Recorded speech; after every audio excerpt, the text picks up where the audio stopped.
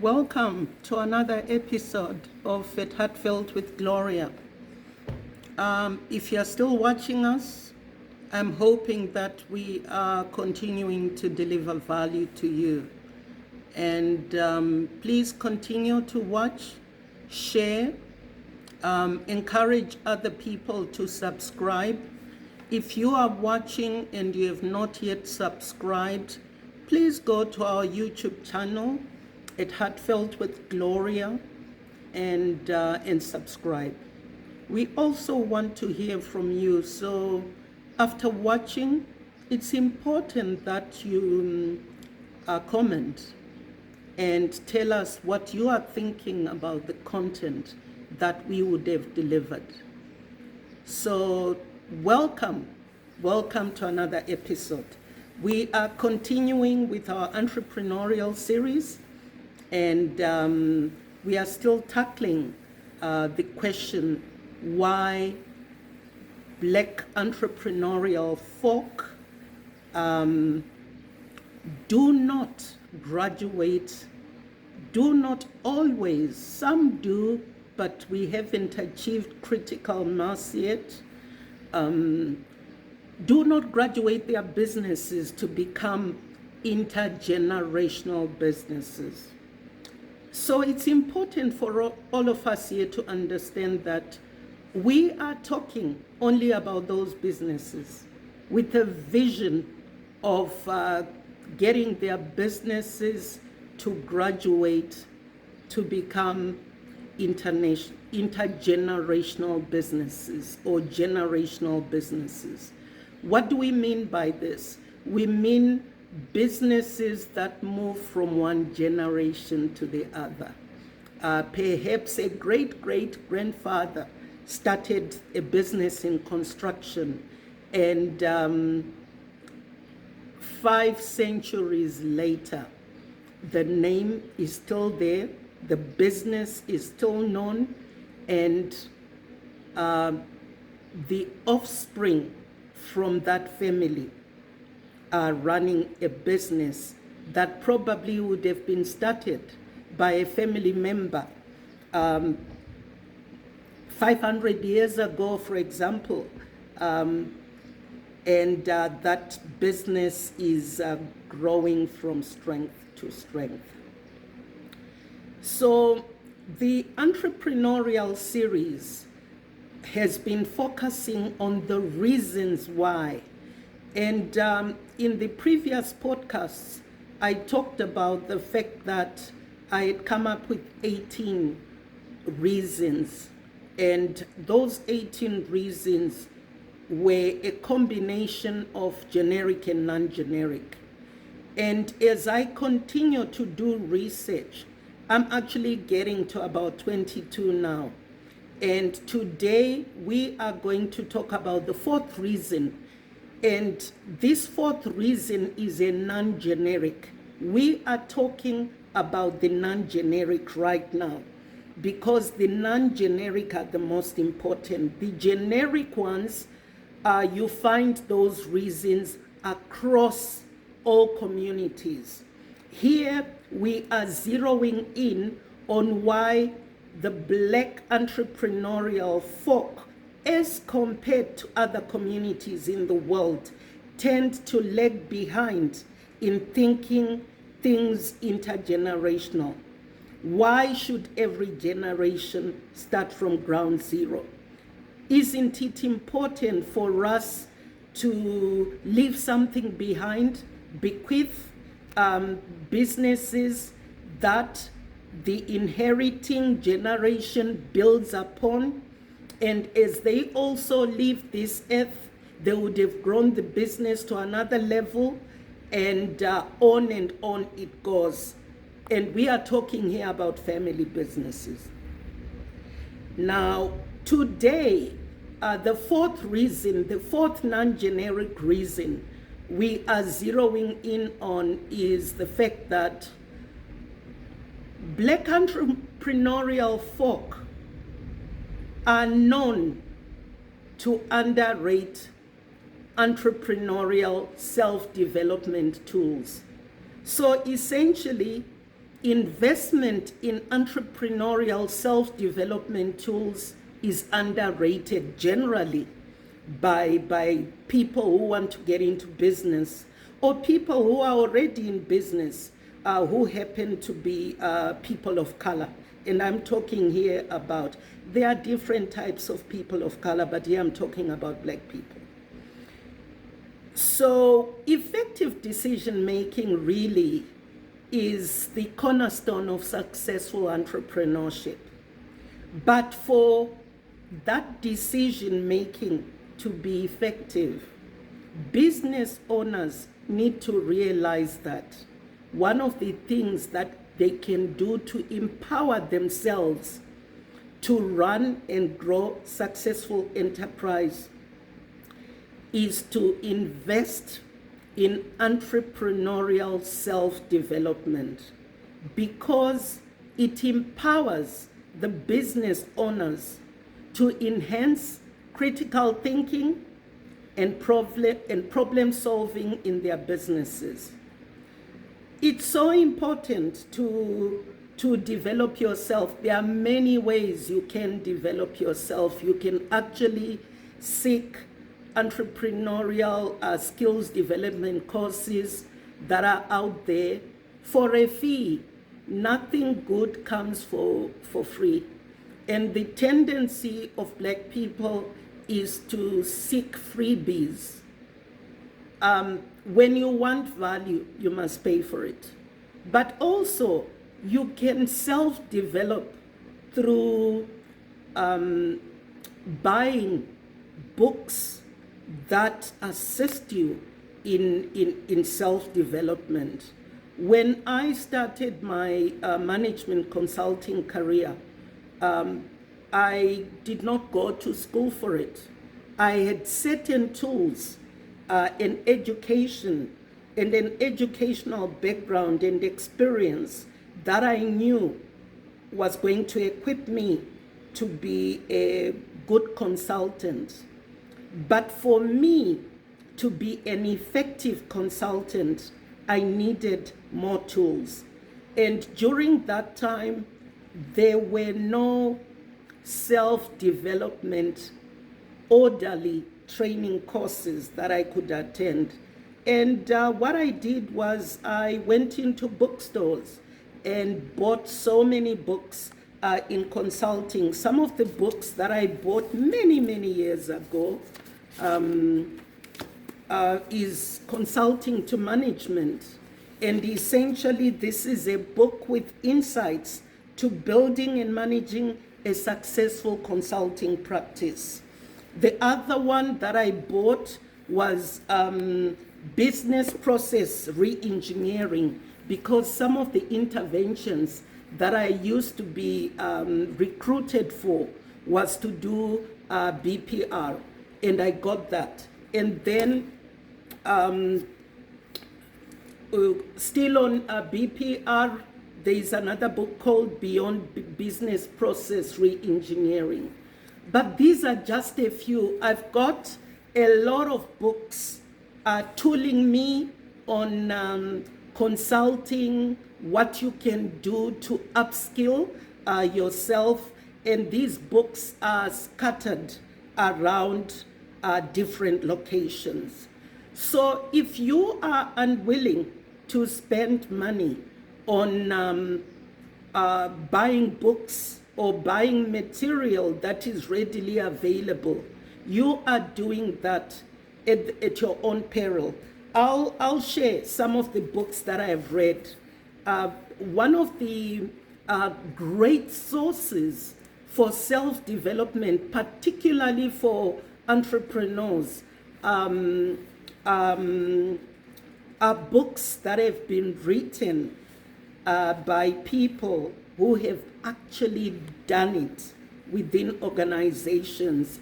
Iacocca by Lee Iacocca is a book that was a set book when I was doing my graduate studies in Canada. And that was a long time ago. And it was an amazing book because He is talking here about how he saved Chrysler, the car company, from bankruptcy.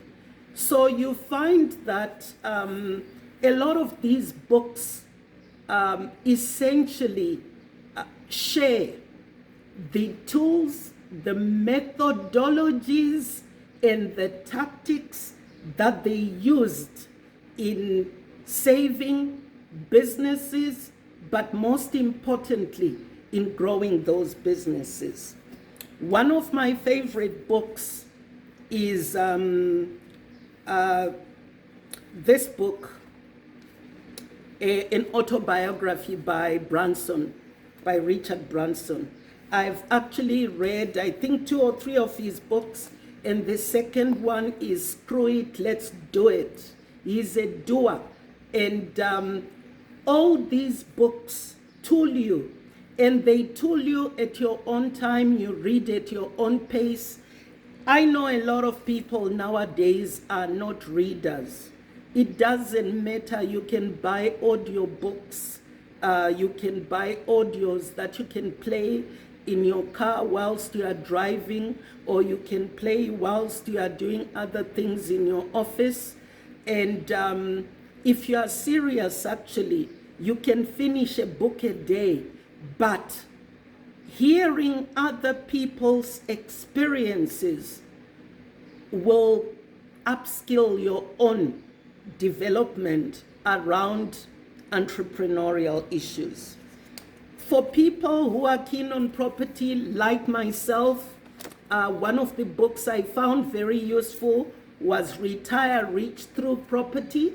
There are so many books on property in different parts of the world, and you can benefit from these books at your own time if you like reading like myself. And my all-time favorite, I've got many books in many locations, but I've just managed to put here a few. My all-time favorite is The 48 Laws of Power. It is a powerful book. It doesn't necessarily talk about entrepreneurship and business, but it talks a lot about the human condition, how you interact with people, how to be clever, how to be emotionally smart when you are dealing with people. And the tools that are highlighted in the 48 Laws of Power, I have found them very useful. But we are not only talking about books. I'm a person who's also very keen on things agricultural. And one of my favorite magazines is the Farmers Weekly. I buy the Farmers Weekly religiously because I get a lot of tidbits on agriculture. I also want to know what is happening in the different subsectors of the agricultural sector. And I found that the Farmers Weekly is particularly important. Now, I want to tell you about somebody that I knew many years ago. This lady wanted to go into interior decorating, and she knew that I invested in magazines and books, and I had boxes and boxes full of magazines on home decorating. I think my favorite that time was The Homeowner and Garden and Home. And she came to my house and she said she was going to borrow the books. She took 2 boxes and she never returned them. You need to be very careful about people who borrow intellectual material from you and are not willing to return it. If you are not willing to spend, if I were to look at the pricing for Farmers Weekly, it's like 25 Rand, right? 25 Rand roughly, if I were to round it off, is about £1, right? It's about £1. If you are unwilling to spend £1 every week to buy a book where you are going to get useful information related to what you want to do, then you are not serious. Like I said before, if you are a person who wants freebies, you are cutting yourself short, because at some point, those people who are allowing you those freebies are going to realize that you lack the capacity to spend money on what you believe is useful to you. You want to borrow from others and not returning. And sooner or later, they are not going to make that material available to you. This particular person I knew took the boxes. She wanted to start an interior decorating outfit. She never did start it, and my magazines disappeared. And I never really bothered to ask because perhaps I didn't need them, because I'm always buying. In fact, monthly, my budget for books and magazines is much, much higher than my budget for food and anything else. I invest in books a lot because I believe that there is so much located in between these pages. And I like to buy hardcore books because I like to smell the paper. And I'm still very old-fashioned. I've got a Kindle. A cousin of mine gifted me many years with a Kindle, but I downloaded books, but I hardly use the Kindle. I'm more of a hard copy person. I like to open pages and put a bookmarker and come back to them and so forth and so on. So much for self-development through reading. Like I said, if you don't like to read, there are so many audiobooks that you can listen to. Now, why is entrepreneurial self-development tooling important? It's important because it equips you with 4 different types of skills. The first skill is the entrepreneurial skills. This essentially equips you in recognizing economic opportunities and how you can effectively act upon those economic opportunities to make a profit. Then you've got your technical skills. Essentially, these technical skills are around how do you develop a service or a product to then put out there into the market again for profit. So obviously, you'd be looking at things like communication, you'd be looking at design of that service or a product, you'd be looking at research and development, which is so important if you're a business owner. And obviously, there are always environmental considerations and observations and compliance issues that you need to take care of under the technical skill component. The third one is your obvious managerial skills. This talks to your day-to-day management around planning, around decision making, around motivating your employees, around marketing issues, around financial management, and around selling your service or your product. And the last one would be your personal maturity skills. And this talks essentially to self-awareness. How self-aware are you? Are you honest about your own self-awareness? Are you realizing the gaps in your knowledge so that you can go out there and seek what it is you don't know? Then issues around accountability, not only to yourself as the business owner, But you need to understand that every business, including yourself, has got stakeholders. Those stakeholders are yourself. You are a shareholder and a stakeholder. Your employees are stakeholders. Your customers are stakeholders. Because you have to comply to government regulations and policies, government is a stakeholder. And you need to be accountable to those stakeholders and so forth and so on. And obviously, creative skills around, for example, bootstrapping. What is it that you can do if you don't have everything that you need? What is it that you can do to be creative enough to carry on doing what you need to do in your business without having to worry about putting everything that you think you need to put in place? Now, what are the pitfalls of not seeking entrepreneurial development tools?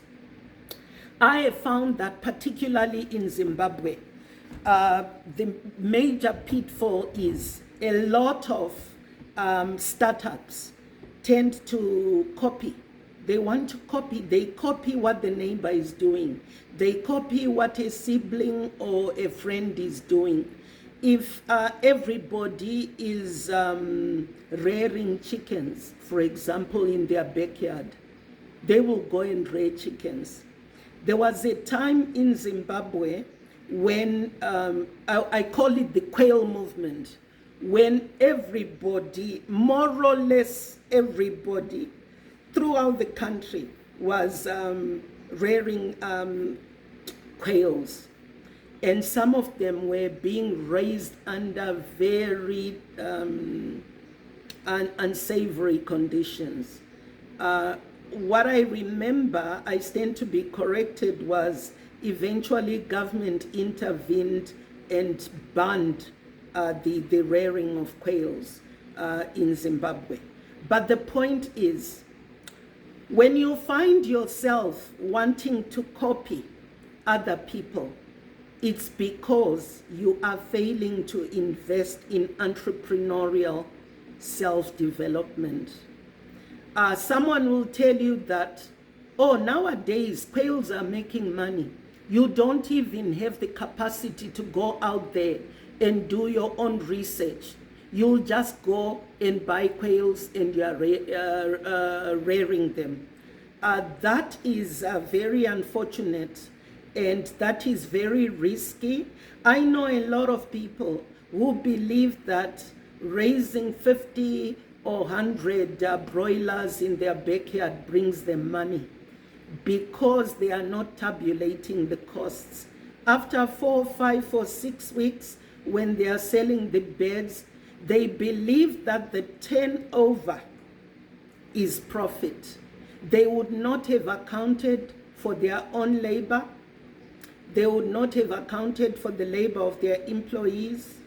They would not have accounted for the feed and so forth and so on.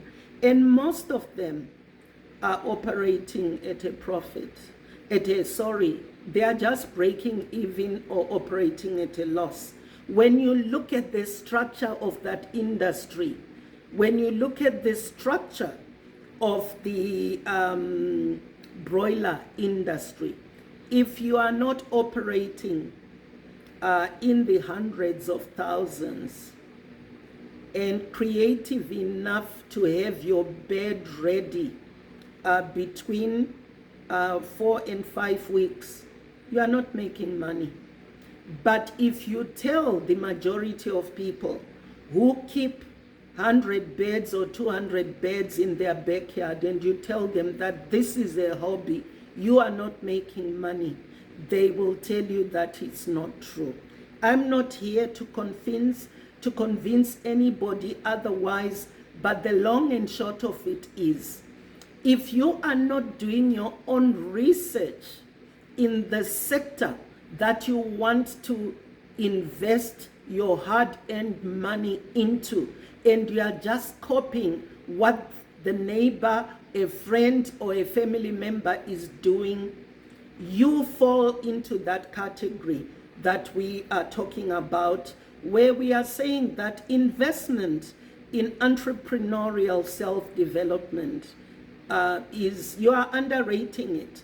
But then again, perhaps it's not your vision for future generations to inherit that business. Perhaps it's not your vision to make that business an intergenerational business. And here we are talking about people, business owners with a vision to make their businesses intergenerational. Now, a business owner that pursues entrepreneurial self-development is a business owner who is likely to pursue their employees' personal development. And the benefits from this are enormous. For starters, there'll be motivation of the employees through further training. There'll be higher productivity. There will be an engaged workforce who feels that them being stakeholders of that business is actually important to the business owner. Then you've got employee performance that leads to profitability of the business and hopefully business growth and a whole lot of levels of success for the business. So you as the business owner, if you underrate entrepreneurial self-development, there is no way that you are going to elevate your employees to be going for self-development courses if you yourself don't see the relevance. And that has got far-reaching implications on the growth of that business and hopefully the growth of that business to the point where it becomes an intergenerational business. Now, I'm going to leave you with the following food for thought. If you are a business owner,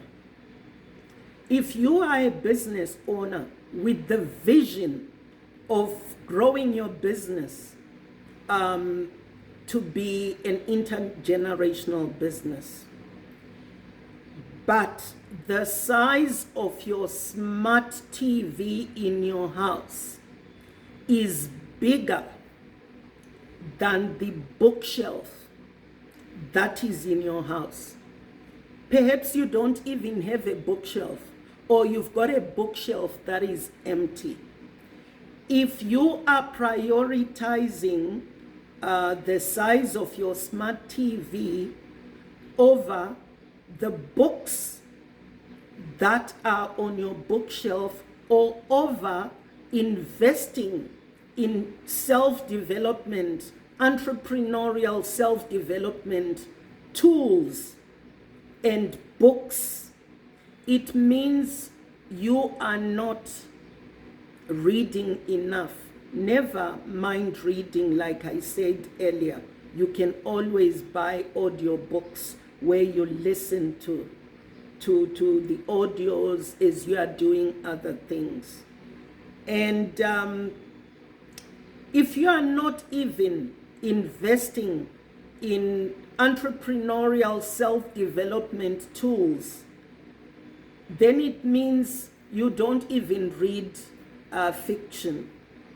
Never mind non-fiction. So when we are now talking about self-development for business purposes, we are literally clowning. So I suggest that as a start, you revisit your thinking around entrepreneurial self-development and regroup with a view to starting to invest in self-development, because Like they always say, they say that if you want to hide information away from people, put it in a book, because a lot of people don't want to read. But there are other people who've even said that those people who don't want to read are black folk. And when you hide information in books, they don't read it. So regroup, go out there and start developing yourself, either face-to-face, entrepreneurship development skills, attending workshops, attending seminars, attending symposiums, but most importantly, at your own time, you can buy audiobooks that you can listen to, or books that you can read just before bedtime. On that note, thank you. See you next time.